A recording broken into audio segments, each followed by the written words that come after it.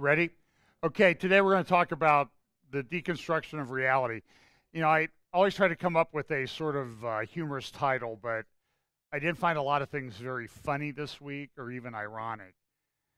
Um, just really a lot of troubling, disturbing stuff. You know, each week we talk about the convergence of the signs, and each week I start, you know, in midweek and start working and gathering things. And a lot of times I get to Friday and I think, I don't have that much to talk about. Maybe I'll be able to do a little teaching here, but then reality intrudes. And the best thing I can say is the world is crazy. It's just everything has gone nuts. So I have some so we'll talk about some things. I had this great slide that I want to do sometime, but I don't have time to get to it each week. But so let's talk about a few things going on in the world and our culture, and then we'll look at geopolitics in the Middle East. Yet again, the Ninth Circuit, well, a court in the Ninth Circuit has overturned a executive order of the president. This is unprecedented.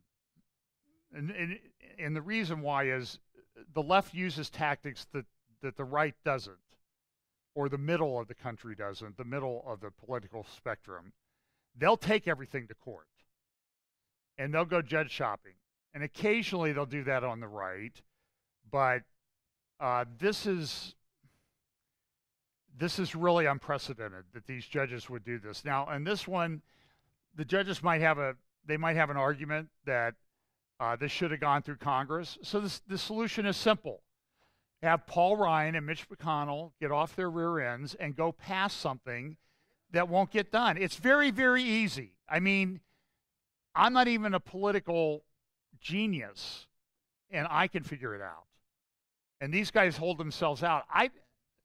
It's just troubling to me. The things that he wants to do are completely overturned. And it's interesting that the sanctuary cities that are being sued or have their funding cut off, they're going to say, oh, we're not really a sanctuary city. I mean, the Old Testament is a sanctuary. Listen, you called yourself sanctuary cities, and look, Columbus may join them. I mean, Columbus has passed some ordinances and that type of thing. So you just need to watch this. I mean, to me, this is sort of indicative of lawlessness, that nothing is real. Reality is constantly deconstructed. The law is torn apart. The law is not enforced. And things are changed without laws being passed. It's insane. I don't have a lot to say about this at Berkeley. About Ann Coulter wanted to speak there, and whether you like her or not, it is a government institution, and they are restrictions on them shutting down speech. Now, Howard Dean, and I'm grateful to the Lord that Howard Dean never got elected president, tweeted out this year that hate speech is not protected. He's dead wrong. And if hate speech is not protected, then he needs to. Am I allowed to say shut up? My wife always says, don't say shut up. And so he needs to be quiet, because almost everything that comes out of his mouth is hate speech. And they don't want to engage other ideas. The university has become the most closed-minded institutional thing in America. It's incredible. In one of the articles about this, the mayor of Berkeley, who's a radical leftist, as you might expect, being Berkeley, California, Mayor Jesse Aragon said Thursday that he recognizes why his city is often used as a stage. We're a surrogate in the resistance against the Trump administration, certainly, and for progressive values.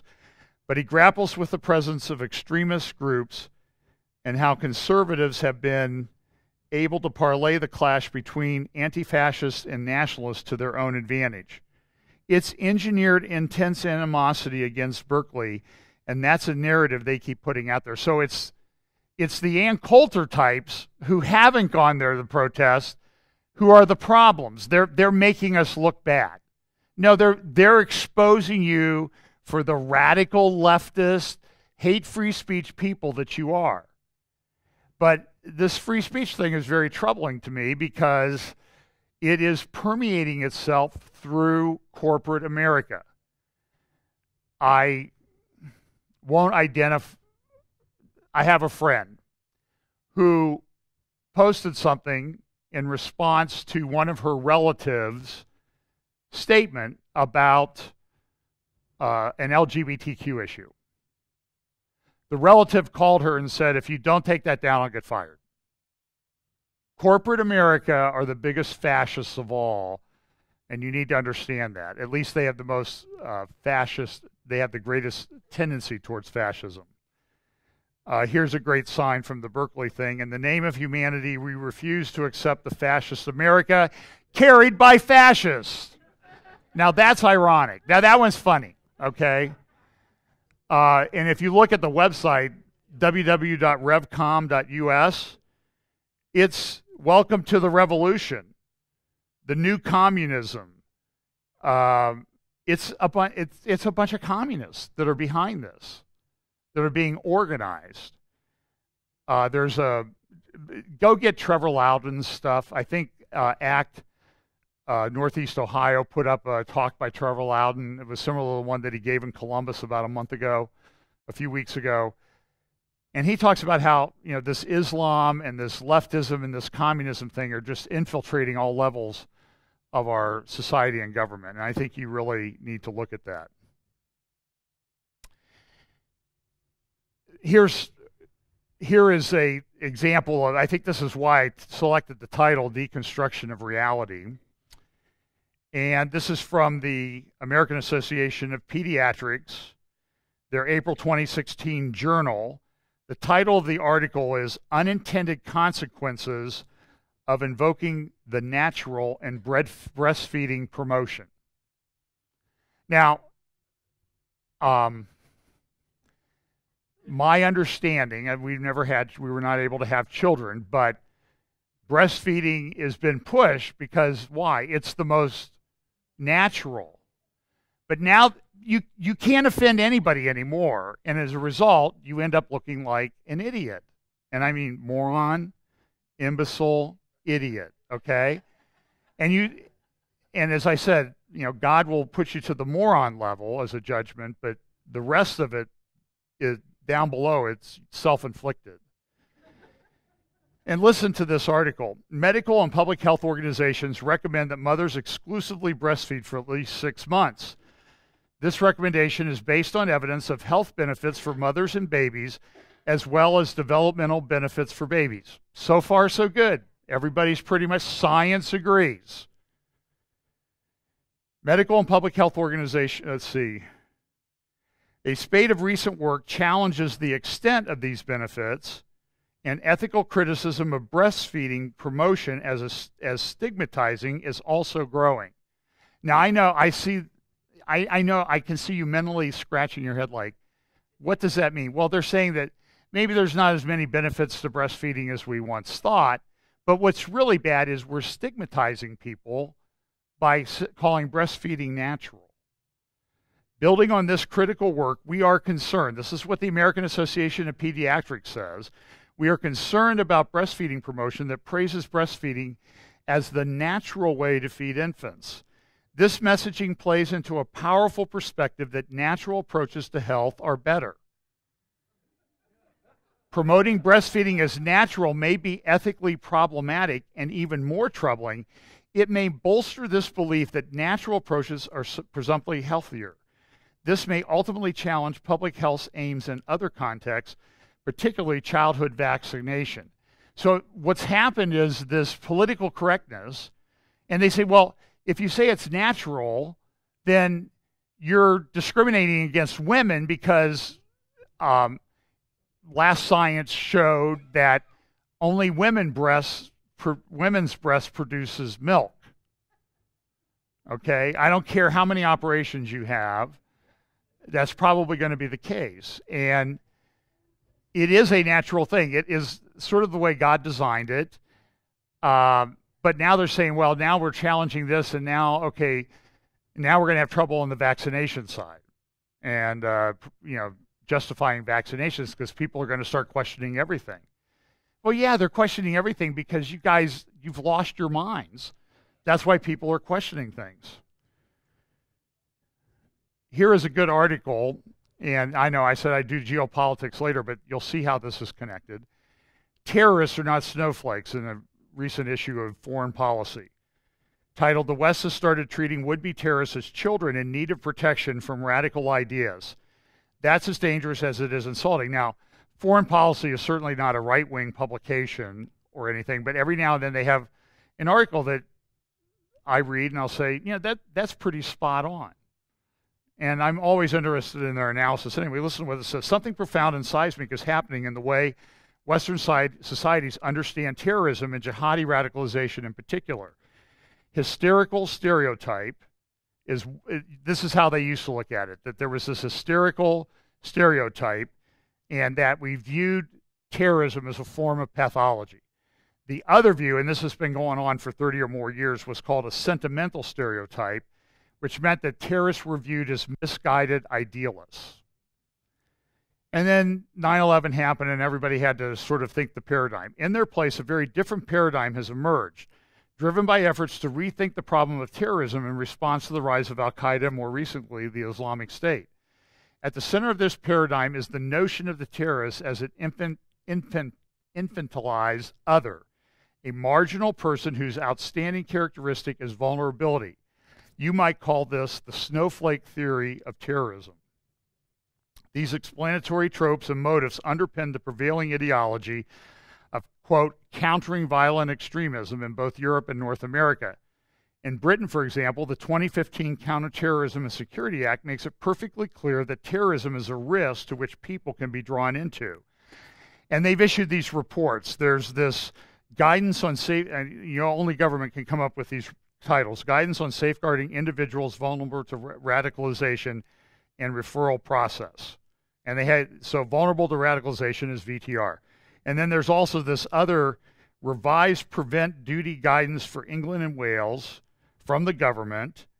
And it says, guidance for specified authorities in England and Wales on the duty in the Counterterrorism and Security Act 2015 to have due regard to the need to prevent people from being drawn into terrorism.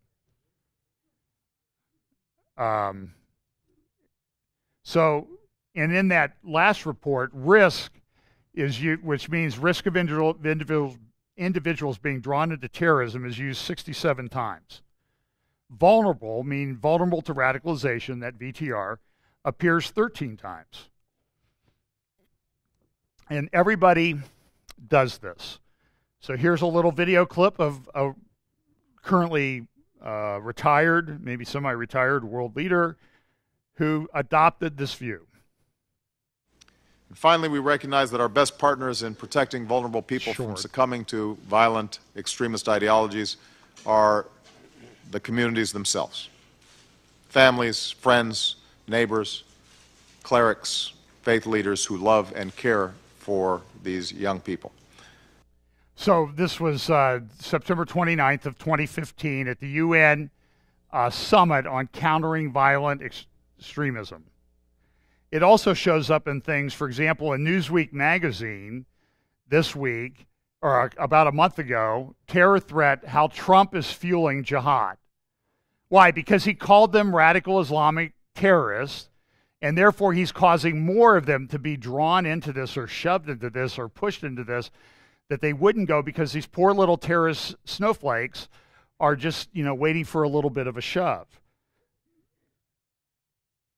Imagining the response of Western Muslims to Trump's use of the phrase, this is from the Newsweek article, use of the phrase radical Islamic terrorism, he writes. The emotional reaction of Muslims who are torn about whether to fight against the West would be strong. ISIS could not have asked for more. So if you suggest that they're radical Islamic terrorists, then that just, they get upset with that. And so more of them that aren't radical Islamic terrorists become radical Islamic terrorists. Now, to come to these kind of conclusions, you have to go to graduate school, as we often say. If such words can anger an ally as important as the Turkish president's, referring to Erdogan's rejoinder to German Chancellor Angela Merkel's use of the term Islamist terror, what impact does it have on ordinary Muslims being bombarded with the ISIS message that they are in a fight to save Islam?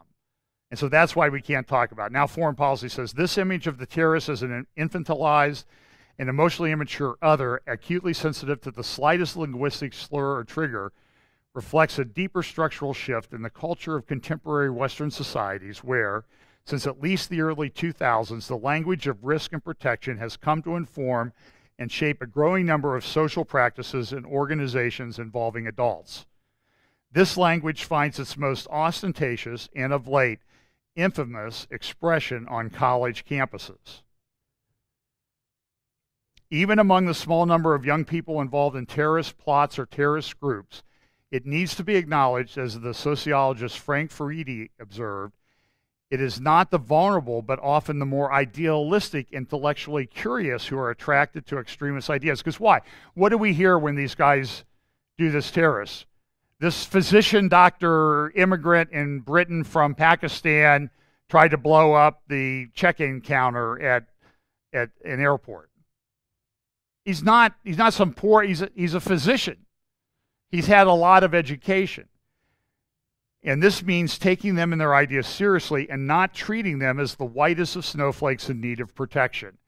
Now, that's a lead into my next story, because a very serious situation has developed at Yale University. A number of graduate assistants want to unionize. And so there's a big fight between Yale, who's resisting it, and the graduate assistants that do this. Now, I was a graduate assistant when I was working on my master's. And I got $180 a month and half my tuition paid, and I had to work at least 20 hours a week. And I worked a lot more than that. These poor people at Yale, it's hard for me to talk about this and not get choked up. They make $30,000 a year. And their $40,000 tuition is paid in full. And they have free health care. So here are 8 of them, 1, 2, 3, 4, 5. Yale 9, I guess there are 9 of them, are out protesting this, and they have begun a hunger strike. Now, I want you to read about the hunger strike that's going on at Yale. Nicholas Vincent, GRD 17, the chairman of the Graduate Student Assembly, said he was surprised that Local 33 had resorted to a hunger strike and expressed hope that the 8 students participating would receive proper medical supervision. Folks, I don't think you're sensitive enough to the grave nature of what's going on at Yale. I'm just shocked at your reactions. 8 members of the Graduate Student Union, Local 33, began an indefinite collective fast in front of University President Peter Salovey's home on Tuesday in an effort to persuade Yale to begin collective bargaining. A hunger strike is a thing that comes to mind for prisoners who are being mistreated. I think it's not outlandish to say that they're putting themselves in considerable harm for this.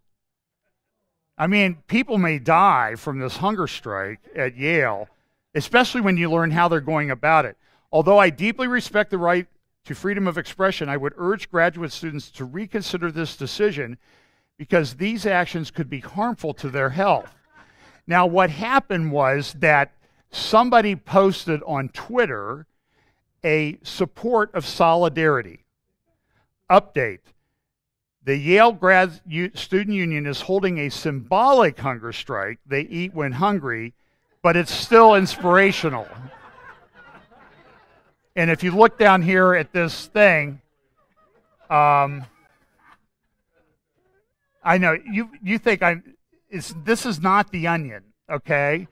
And they posted this paper about some of the things that they're doing. Now, if you go to Twitter now, you won't find it because poor Dimitri Halitosis or whatever, halitosis.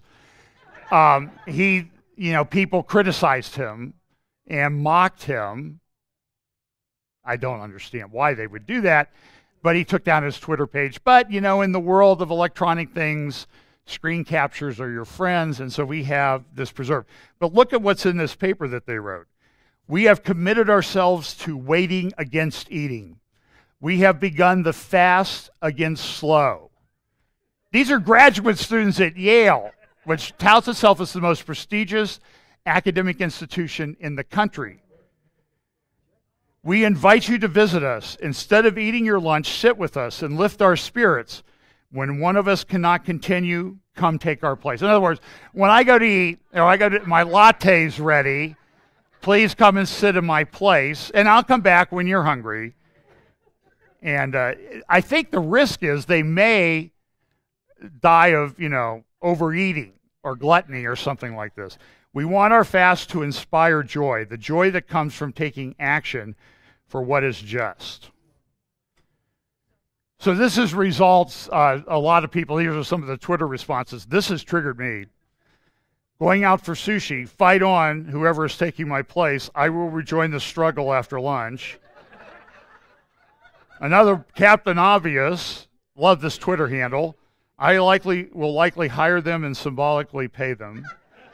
How do liberals expect adults to take them serious? Everything is a tantrum. And this is the Yale grad students' preparation for their hunger strike. And another one says, I'm a vegetarian, but I also eat chicken, beef, and pork. So, you know, I think people would think that I'm making this up, but these are the people that consider themselves the future leaders of America. I mean, this is where the Clintons went. And so we also have this march against, I mentioned this last week, this demonstrators take to the streets to support science. Breitbart reports, March for Science rebrands Earth Day social justice. And that's what it's all about. Well, now the leader, you can see there in the middle, is Bill Nye, the science guy. Now I'm going to play a couple clips, and I don't want any yelling or anything like that, but, you know, when you've had enough, you can raise your hand, and I may cut the clip short. Not yet. You have to listen after about 30 seconds, because I can't make this up. So this, by the way, this was the clip. Bill Nye, well, you see down here, this is encouraging to me. 102,000 views and 492 likes, but 6,000 dislikes. That's encouraging. So he's, what is he, 15 to 1 or 13 to 1 on dislikes to likes. And that's good, because listen to what he says. This was just this week. Now, he's science, you know.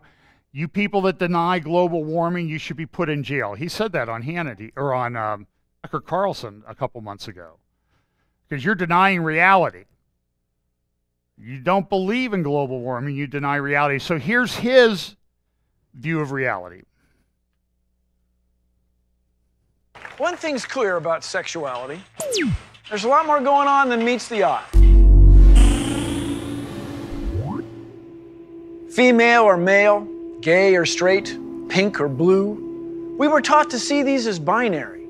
Now we're realizing it's more like a kaleidoscope. What? And this stuff isn't just for adults. Parents know this already. Kids explore gender, expression, attraction before they've ever heard of a spectrum. Take sex.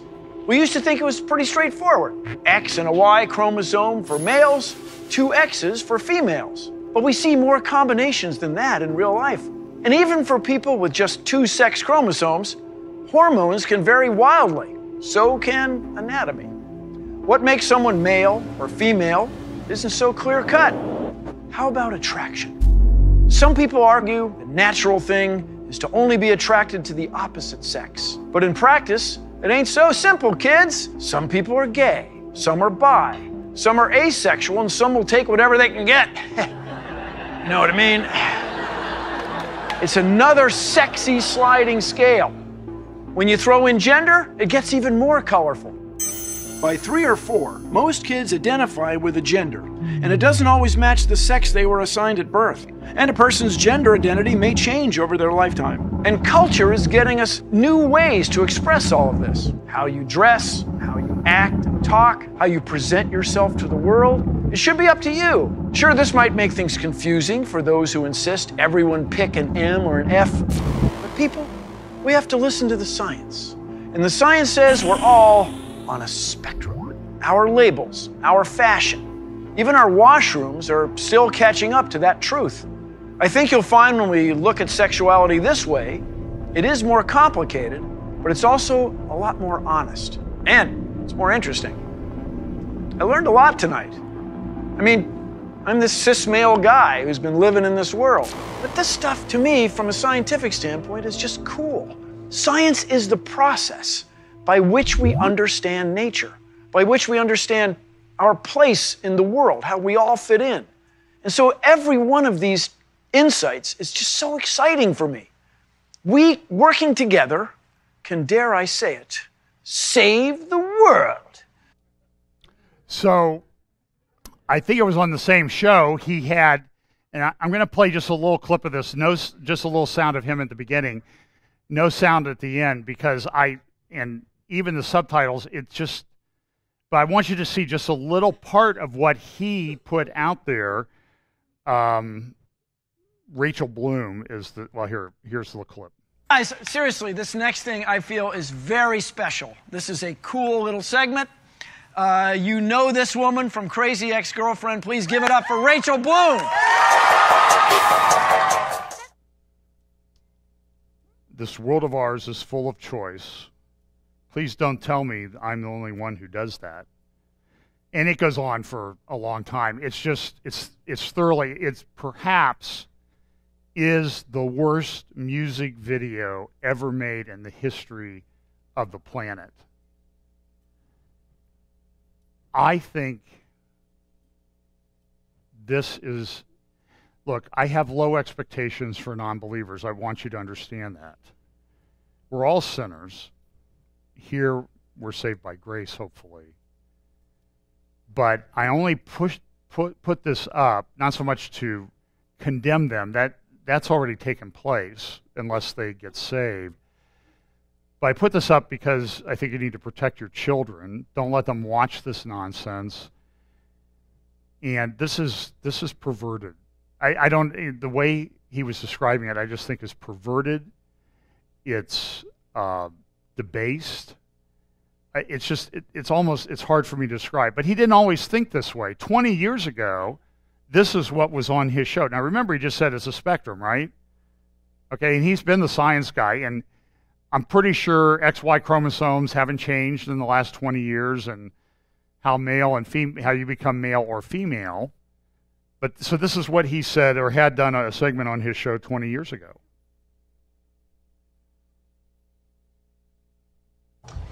I'm a girl. Could have just as easily been a boy, though, because the probability of becoming a girl is always 1 in 2. See, inside each of our cells are these things called chromosomes, and they control whether we become a boy or a girl. Your mom. But do you see how far we've fallen in 20 years? That's why I put that up. Not to make a necessarily specific example then, but to show you how, when the Bible talks about Romans 1 and giving them over to a reprobate mind, and it's happened. It's happened in our culture. So here's a new thing from now they call themselves the BGLTQ Student Life. Get the facts about gender diversity, fight transphobia. Listen to what this says. I'm trying to remember which institution this is from. Harvard. Oh, the other great intellectual institution in America. Sex assigned at birth and gender identity are not necessarily the same. Sex assigned at birth, gender identity, gender expression, sexual orientation, hormonal makeup, physical anatomy, and or how one is perceived in daily life are not necessarily related. So this is sort of the academic side of the nonsense that Bill Nye just put out, okay? It says this: There are more than two sexes. Many factors influence biological sex, quote, biological, in scare quotes, such as internal and external genitalia, hormones, and chromosomes. Gender is fluid and changing and can be affirmed and or expressed in many ways. For many people, cis and trans, gender expression, identity, and self-understanding can change from day to day. Transphobic misinformation is a form of systemic violence. Fixed binaries and biological essentialism manifest in gendered language, misgendering someone, and the policing of trans bodies threaten the lives of trans people. There was a member of parliament, I think it was a Tory party member in England, who said that he thought homosexuality was a sin and a problem for society. He said that in a Q&A session at a local school on the Isle of, I don't know if it's the Isle of Wight or Isle of Wight where he lives. And he went to a school for a little, town hall thing, and he answered a question, and he said that, and a 16-year-old immediately, tweeted or put up on Facebook what he said, and now he's resigned. He was forced to resign from the party. We can't have people that think this way in government. That's England. Remember the place that gave us things like the Magna Carta and other bastions of liberty throughout history? I could have titled this, It's Over Part 38. Because it is. This is all troubling. Here's another one. Senate Democrats reintroduce a bill. This is in America, the land of the free and the home of the gender selection many. Reintroduce a bill to ban conversion therapy nationwide. Human Rights Campaign put up an article, The Lies and Dangers of Efforts to Change Sexual Orientation and Gender Identity. So conversion therapy, sometimes known as reparative therapy, is a range of dangerous and discredited practices that falsely claim to change a person's sexual orientation or gender identity or expression. Now, this is bizarre. This does not make any sense. Because in the left, your gender, your sexual preference is fixed at birth, can never change, apparently. Although they say it differs from day to day. And your gender identity differs from day to day. But so they think sexual preference is fixed and gender is fluid. They've completely flipped things upside down. And they talk about conversion or reparative therapy. How about all these people, all these young kids that are put up on National Geographic, Newsweek, Time, that are they're going from male to female or vice versa. And I read an article this week of a 7 or 8 year old that was, I think, born a male, became a girl, and now wants to be a male again. And they've had the surgery. This is child abuse. Bill Nye, this is the stuff he promotes is child abuse. I'm stuttering because words are failing me to describe how debased and depraved this is. Human Rights Campaign. Such practices have been rejected by every mainstream medical and mental health organization for decades, but due to continuing discrimination and societal bias against LGBTQ people, some practitioners continue to conduct conversion therapy. Minors are especially vulnerable, and conversion therapy can lead to depression and suicide, depression, anxiety, drug abuse, homelessness, and suicide. California, Illinois, New Jersey, Oregon, Vermont, New Mexico, and the District of Columbia have enacted laws to prevent licensed mental health providers from offering conversion therapy to minors, and more than 20 states have introduced similar legislation. I don't know if it's been introduced in Ohio. I would be surprised given the makeup of our legislature, but maybe I wouldn't be surprised about anything. Now, listen, folks, what this means, the way this is going now, I don't know. I would say there's no way that this bill that they've introduced in the United States Senate will pass. But I'm not real confident with guys like Mitch McConnell and Paul Ryan sitting up there making the call. I'm sorry, I just am not. I don't think they'll hold the line. Maybe they will. Surprise me, Paul. Surprise me, Mitch. Make me eat my words. That's a challenge. But what this means in the bigger scheme of things is Christians who go into therapy fields are going to be unlicensed. They are not going to be allowed to complete their degree programs. This happened in a few cases. This is going to go nationwide. Mark my words.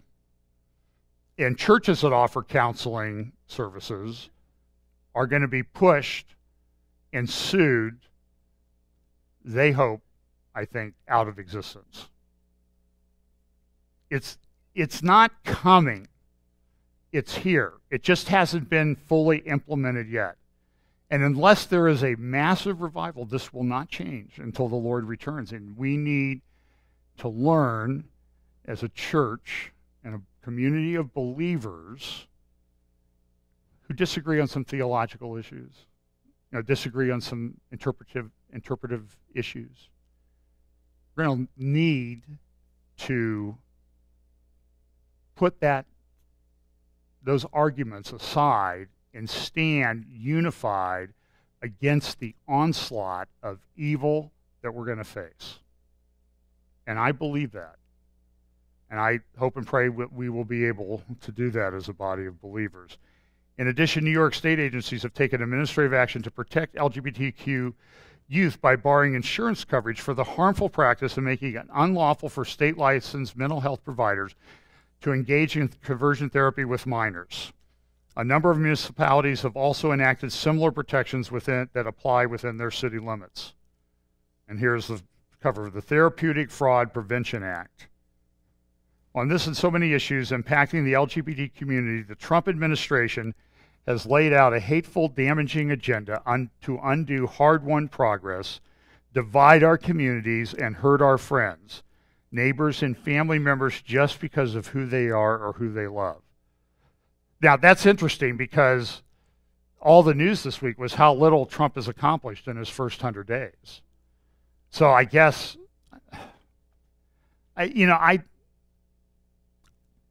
words fail me. Before President Donald Trump took office, delegates at the Republican National Convention endorsed language in the official party platform that seemed to support conversion therapy. We support the right of parents. Horrors. Parents having a say in the raising of their children? How Neanderthal of them to determine the proper medical treatment and therapy for their minor children. The official 2016 Republican platform reads. We've used this verse many times. Likewise, just as it was in the days of Lot, they were eating and drinking, buying and selling, planting and building, but on the day when Lot went out from Sodom, fire and sulfur rained from heaven and destroyed them all. So will it be on the day when the Son of Man is revealed. Now, one of the things that you can take from that verse is that things are going to be going along as just as normal. But things weren't going along just as normal in Sodom. We've read the story of Sodom and Gomorrah. We know what happened there, the sexual perversion that was rampant in that community. Now, people that oppose that say, well, in Ezekiel it says that Sodom was destroyed for lack of hospitality. So it's just they weren't nice to people. They weren't nice. You remember what happened when the angels came, the two messengers came? What did the men of Sodom wanted to do? They wanted to rape them. That is a lack of hospitality. I will grant you that.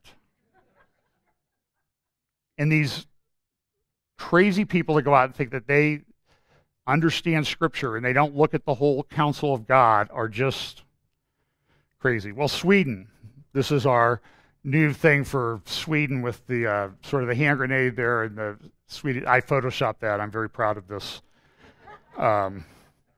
So they had a terror attack in Sweden, and this is the from the newspaper there in the country that gave us ABBA. And here's what it said.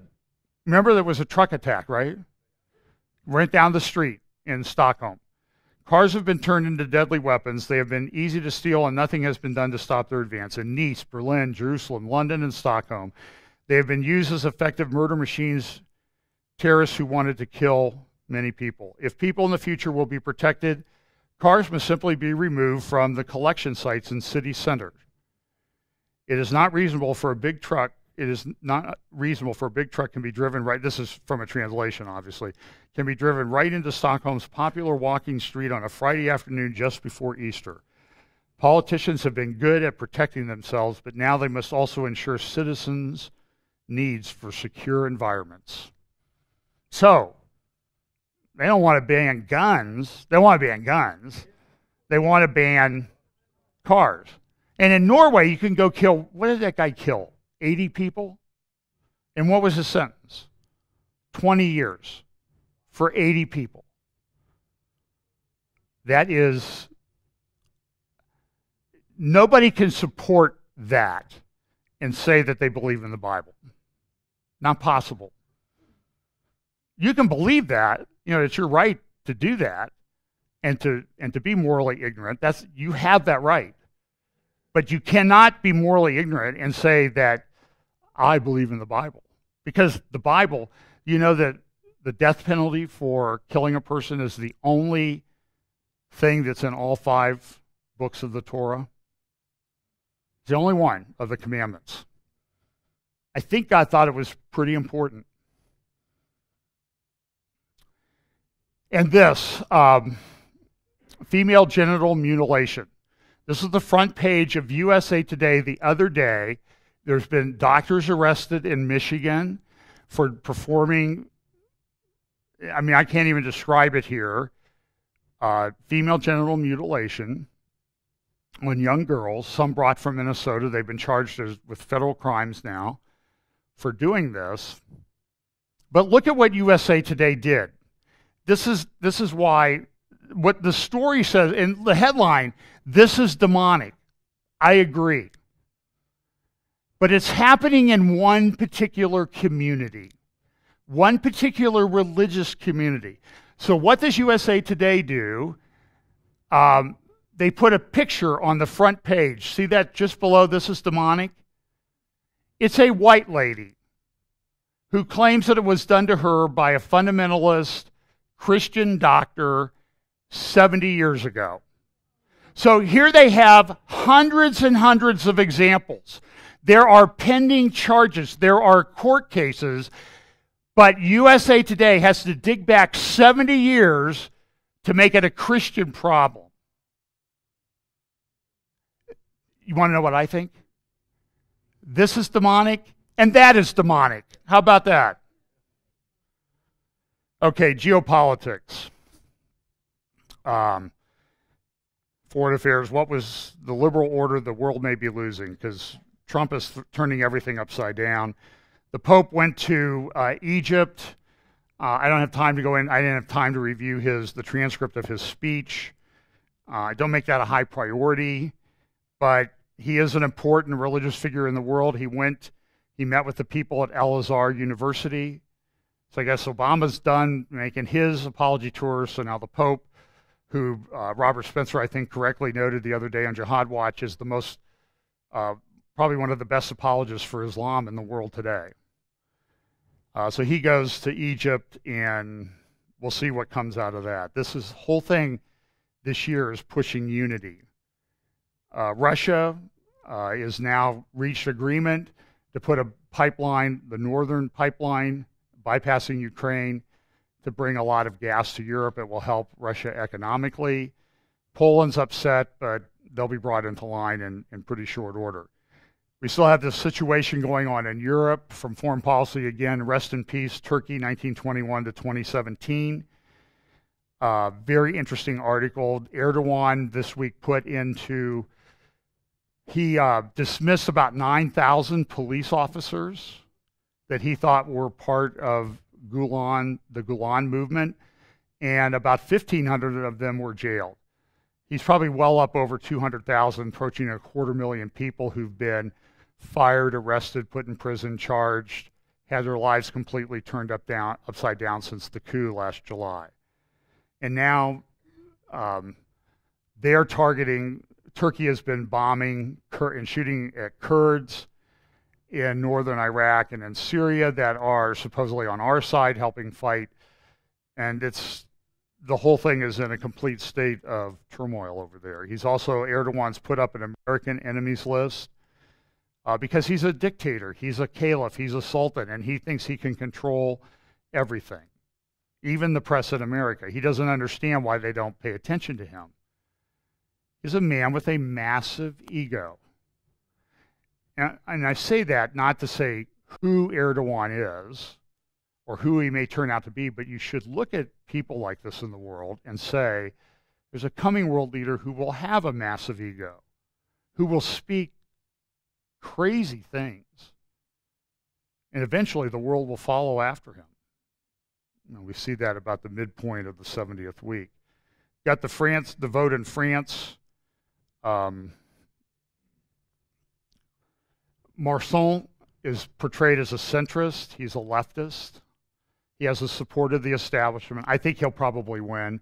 Marie Le Pen has some anti-Semitic issues, anti-Jewish issues that I'm very concerned about. So you need to know, I think regardless of which one gets into office, it's pretty much going to be a statement, a requirement that Jews need to leave France and move to Israel. A little bit in Lebanon. I mentioned this last week. It was interesting. A few weeks ago, I mentioned that Lebanon had said that they considered Hezbollah forces to be part of their military. They received tremendous pushback on that from the Trump administration and also from Israel under Prime Minister Netanyahu. And so, in an amazing thing, they had a press gathering for people. They took them down on a tour of, this is the border area between Lebanon and Israel. And they said, look, the leader, the prime minister of Lebanon has come out and said, look, we don't rely on Hezbollah. They're trying to distance themselves from Hezbollah because they know that they won't get any help, military assistance from the United States unless they take that stand. So there actually has been a good thing. They backed off what they said just, a month ago. And they took the press out there to show them. Okay, let's talk about this for just a minute. Madman across the water. Kim Jong-un.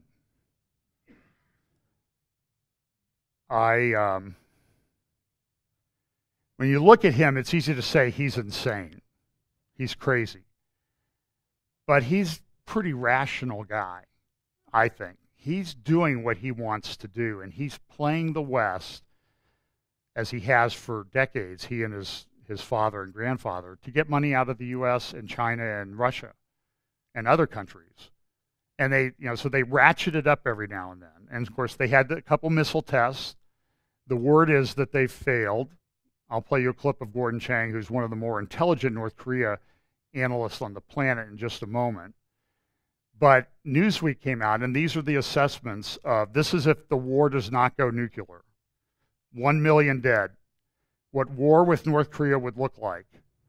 The estimate is that North Korea is 18 to 36 months away from sticking a nuke on a missile that can reach Los Angeles.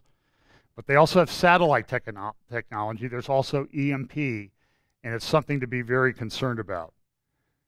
It also says in this Newsweek article, without moving a single soldier in its million-man army, the North could launch a devastating attack on Seoul, because they have a lot of artillery and short-range missiles and that type of thing. And Seoul is only, maybe 25 miles from the DMZ? By the way, the Korean War is not over. Do you know that? It's just under there's a peace agreement that's been in place for over 60 years. Of course, we've moved our military into place. The fleet has moved there. But listen to what this article also says, as you're enjoying the little pictures of our aircraft carrier and some of our bombers.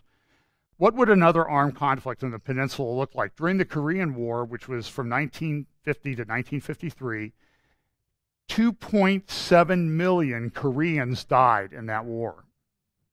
These are countries today with populations of around, I think, 35, 40 million each, along with 33,000 Americans and 800,000 Chinese.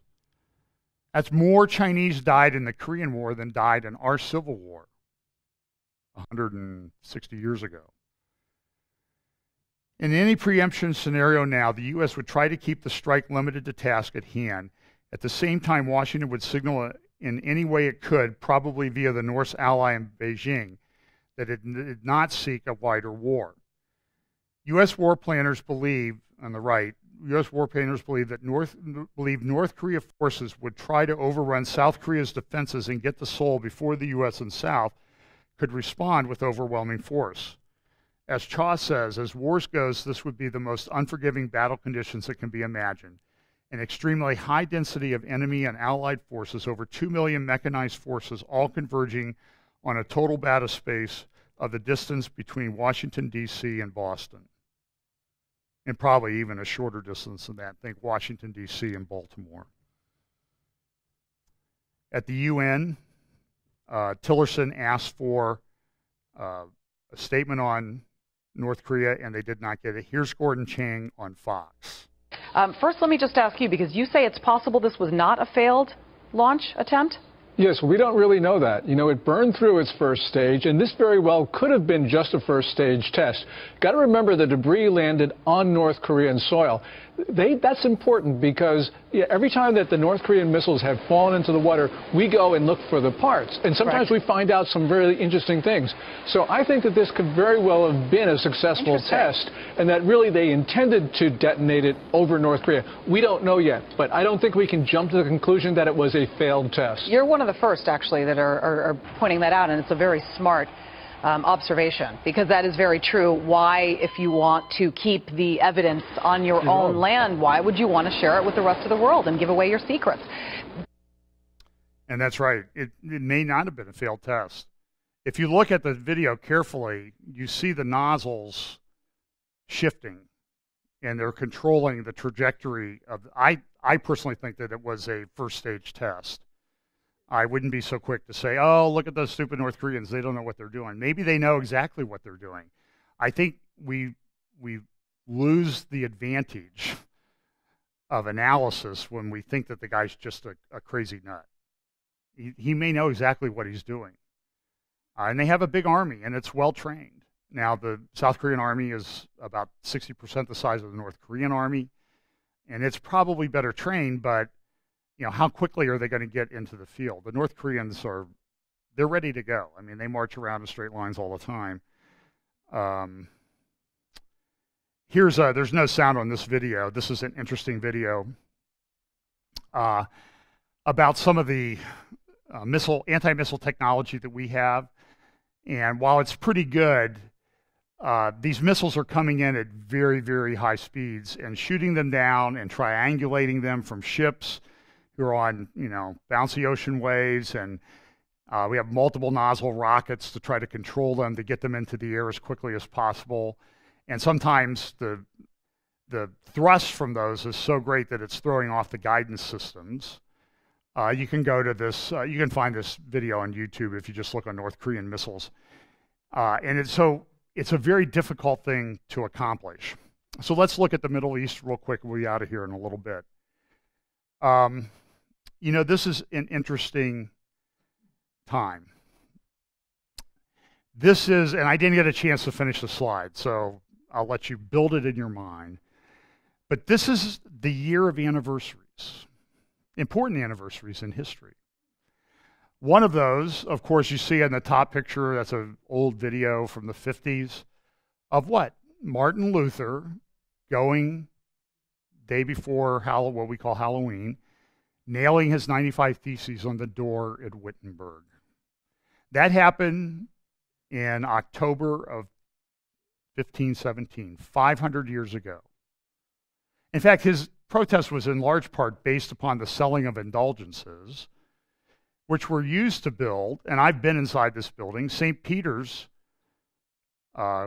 Cathedral at the Vatican. That, if you want to see what the poor people of Europe paid for, you can go look at it today. It's there for you to see. It was built roughly 500 years ago. It probably opened about 1528, I think. Down below, you see art pictures of the Turks and the Ottoman Empire, which rose and took over a large part of Turkey, Middle East, and Israel, including Israel and other places, starting in 1517.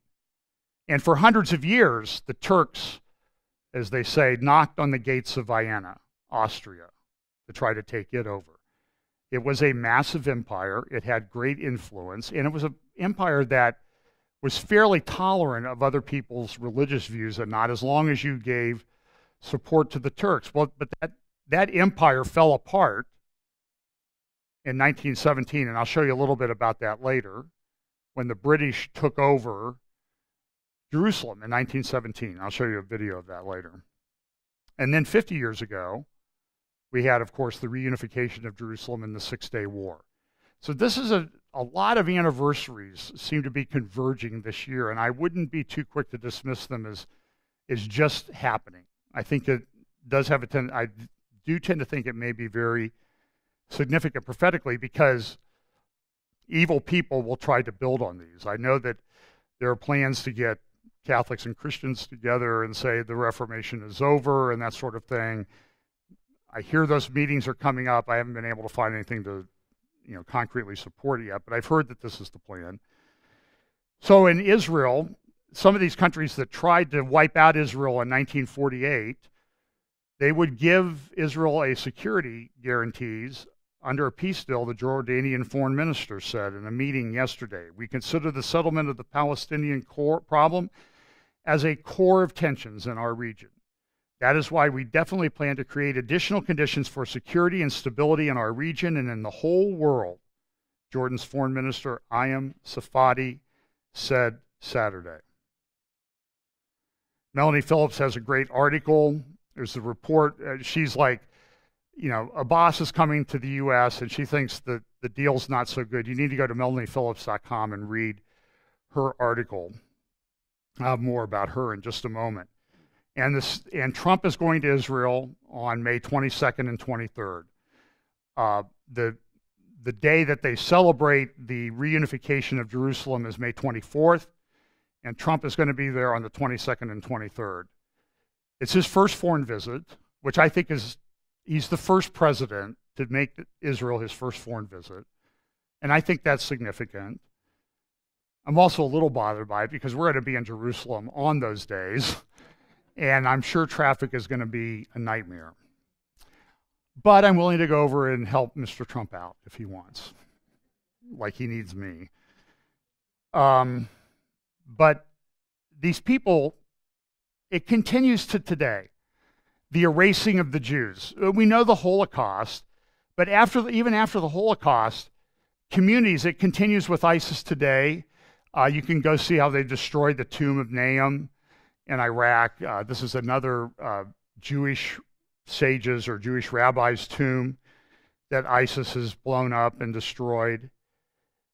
And there was this concerted effort in 1948 in the war to get rid of the Jews themselves, their bodies, move them away from Muslim areas in the Middle East. And by and large, they did that. Israel helped. They went and got 50,000 Yemeni Jews from Yemen. In one operation, they went and got almost all the Jews out of Iraq in another, leaving literally like a dozen or less Jews in those countries, each of those countries. And this week was Holocaust Remembrance Day. I would encourage you to go to the Yad Vashem website. And you don't need to turn the video up because it's in Hebrew. But Benjamin Netanyahu, speaking at the Yad Vashem I believe last Sunday, if the world powers had acted in 1942 against the death camps and all it would have required was repeated bombing of the camps,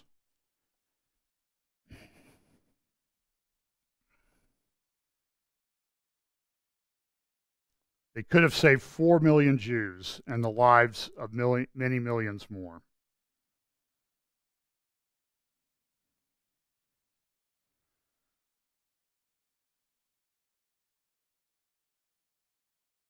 The Allies knew and did not act. And he goes on, I don't have time to play the 6-minute clip that I pulled out of it. You can go and watch the whole hour-and-a-half long ceremony on the internet. Just look for Holocaust Remembrance Day or Holocaust Ceremony 2017, and you will find it. There's a little sound to the bottom video, and then there's a sound near the end of the top video. So you're going to turn that down. This is what happens every Holocaust Remembrance Day in Israel. For 2 minutes, when the sirens go off, and a lot of people were pulling off because they know the time. For 2 minutes, they get out and stand by their vehicles or stand at attention wherever they are in remembrance of the awful Holocaust of World War II. Over 6 million Jews killed. And they just stop in the middle of this is one of the freeways. And then when the sirens go off, they do this. The video above there were 5 people, I believe it was 5 people who they played little videos of, and then who were allowed to light the torch of remembrance. And this gentleman talks about the fact, and you see these videos and stories at the Yad Vashem, how he was taken out with his father. They were told to undress. They were marched to the edge of a pit. When they stood us at the edge of the pit, my father pushed me in before they opened fire. He's 11 years old at the time. He fell in, and his body fell on top of him. When people started screaming and tried to get out, the SS started shooting at us. In the morning, I started to move. I saw the sky. I crawled out of the pit. I was 11 years old. These stories will break your heart. And here he is lighting one of the torches of remembrance at the Yad Vashem the other day. This won't happen many more years into the future because the survivors of the Holocaust, he was 11, it's over 70 years ago. He's 83 now. Turn this up.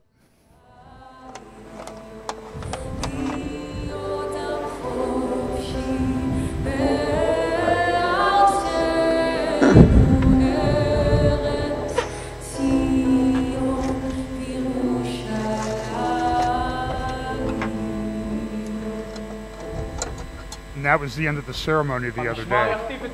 I would encourage that you go and you look that up, watch the videos. They're also, when you find them, you'll see the individual videos of the 5 people who were honored at this particular ceremony. Incredibly moving ceremonies. Give me just a couple more minutes. This happened the other day in Damascus. Ammunition depots for Hezbollah were reportedly targeted by Israeli missiles or jets. They're not sure. This was at Damascus International Airport where this occurred. And, we always talk about the prophecy of Damascus in Isaiah 17:1. Haaretz, which is hardly a conservative magazine, newspaper reported on their front page, Iranian cargo planes land in Damascus hours before the Israeli strike. And these were documented. In fact, you can go and you can find the radar tracings of the planes flying from Tehran to Damascus. I believe there was a 767 and at least 1 or 2 747s that flew in. And the report is they brought in missiles for Hezbollah. Here's another tracing of this. It's amazing what you can find on the internet, all these things. Here's a, So let me conclude with this. Just give me about 2 minutes. This is an important year, 100 years, not only from the fall of the Ottoman Empire, but from the Balfour Declaration. Now, Lord Balfour was a member of the Church of Scotland. And so this week, or just recently, the Church of Scotland issued this. It's called Embracing Peace and Working for Justice, a joint report on of the World Mission Council and Church and Society Council on the centenary of the Balfour Declaration. So this is how the church that Balfour belonged to is going to honor this. And remember the Balfour Declaration, it was a letter written in November 2nd of 1917. And it said, His Majesty's government will view with favor the establishment in Palestine of a national home for the Jewish people and will use their best endeavors to facilitate the achievement of this object. And so what was happening at the time, this was just a month or so later, This is General George Allenby, head of the British forces in the Middle East. There's videos you can find out there of him meeting with Lawrence of Arabia, who was always British. And a lot of the tensions and borders and boundaries and stuff, all this stuff was drafted in 1916 and 17. And you'll see a picture here of Balfour marching into Jerusalem, not Balfour, Allenby, marching into Jerusalem, not on a horse, here he comes, to take over the city from the Turks. They issued a declaration that day at the Citadel about how Jerusalem would be open to all peoples. So the Church of Scotland says, well, this is a time to reflect on it, and you can imagine that they've adopted sort of the left-wing Palestinian view of things. You see down here in the middle, but by the Arabs, this is remembered by the Jews of Israel as the War of Independence, but by the Arabs of Palestine as the Nakba catastrophe, in which roughly 750,000 Palestinians were displaced from their homes and dispossessed of their lands. 2017 also marks the 50th anniversary of the Six-Day War, as I said earlier. And so they talk about how we're going to achieve a presence for a just peace. Here is one of the things, the report produced by the agencies of the Church of Scotland explores the significance of this letter as an important moment for those living in Palestine under the British mandate, the Jewish people, and British colonial history. Lord Balfour was a member of the Church of Scotland. Most of those consulted in Israel-Palestine told us that the role of the Church of Scotland was to call for a resolution to the conflict based on justice, equality, dignity, equal access to natural resources, and freedom of movement and opportunity for all. In light of the Israeli expansionist activities, now seems an increasingly unachievable ambition. They go on to say that we support a two-state solution, but we may not too much longer in the future because Israel's the problem. And this is what you usually expect in these things. Caroline Glick and Melanie Phillips both have great articles in the Jerusalem Post this week. Caroline on Friday, the agenda for the Trump-Abbas meeting. Melanie Phillips on, I think it was published on the 28th. She calls it, "As I see it, the British Foreign Office remains true to type." Just one little quote from here. The British Foreign Prime Minister Theresa May appears to be a genuine supporter of Israel, in which case she needs to address the fact that her Foreign Office is not. The Palestinians have been demanding that the British government apologize for the 1917 Balfour Declaration, which supported the establishment in Palestine of a national home for the Jewish people. This declaration was embodied in the 1922 mandate, under which Britain accepted the administration of Palestine and the obligation to settle the Jews there. The demand for an apology led to a British petition signed by more than 13,000 people. A few days ago, the government dismissed it. The Balfour Declaration, is said, is a historic statement for which Her Majesty's government does not intend to apologize. We are proud of our role in creating the State of Israel. Let's put that to one side. In the 1930s, the British actually reneged on the mandate, betrayed the Jewish people, and instead of settling them in Palestine, kept them out during the Holocaust. The statement dismissed the demand for an apology. So far, so good. Yet just as happened after the declaration itself, the Foreign Office then proceeded to negate its own position. For it went on to say, in effect, that the Balfour Declaration was a mistake. Quote, "Much has happened since 1917, it said. We recognize the declaration should have called for the protection of political rights of the non-Jewish communities in Palestine, particularly their right to self-determination." Melanie says this. This statement displays quite astounding ignorance, and you can imagine her saying this in her British accent. Whose right to self-determination was overlooked in the Declaration? There were no Palestinians demanding such a right because there were no Palestinians. The Arabs living there at the time did not regard themselves as such. They considered themselves pan-Arab or Southern Syrian. Go read that article. It's really good. So, and this is a thing, I mentioned this last week, concern, death to Israel that you see here in the parade in Tehran a week ago, and the alliance between Tehran, Iran, and North Korea. This is very troubling. So it's a very troubling time in the world. We have hope. We have the truth of the gospel, And so we better be busy about sharing that. Let's pray. Father, again, thank you so much for giving us a way in your word, the wisdom that we can use to analyze and make sense of where we are in human history, and that this is not to depress us, but to encourage us to be lights in a very dark world. Pray that you will renew our sense of mission with regard to sharing the gospel and making disciples. Bless us this week. In Jesus' name, amen.